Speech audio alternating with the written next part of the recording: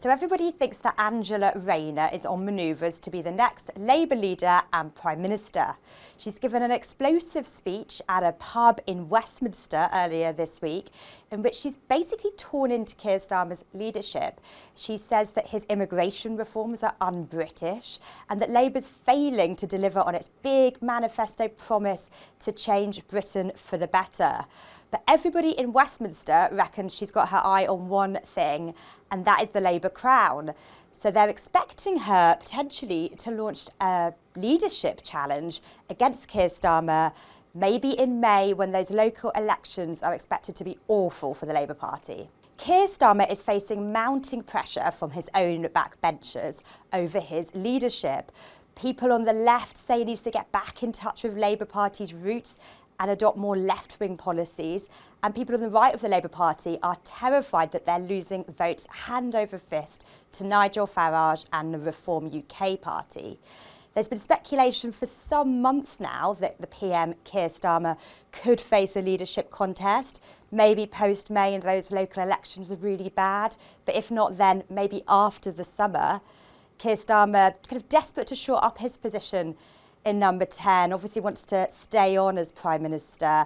And the big question is whether or not he can do enough to calm that speculation on his backbenchers. Well, the first thing Angela Rayner needs to do if she wants to become leader of the Labour Party and Prime Minister is get her probe into her tax affairs sorted out.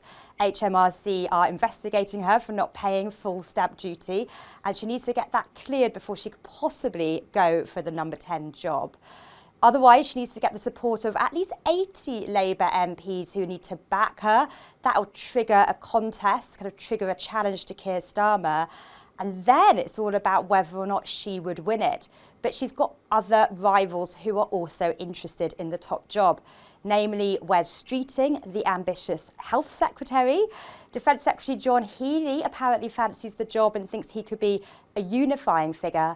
And there is even chatter that Foreign Secretary Yvette Cooper could go for the job as well. So if there is a Labour leadership contest, it could be quite a crowded field. It's infamously difficult for a Labour leader to be toppled.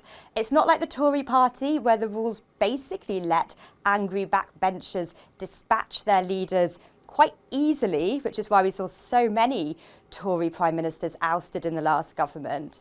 It's very, very hard in the rules to get rid of Keir Starmer, and lots of people in the government, in the Labour Party, and in Westminster generally, thinks this is the key. This will be the reason why Keir Starmer stays in Downing Street, because it's just too hard to actually oust him from the position.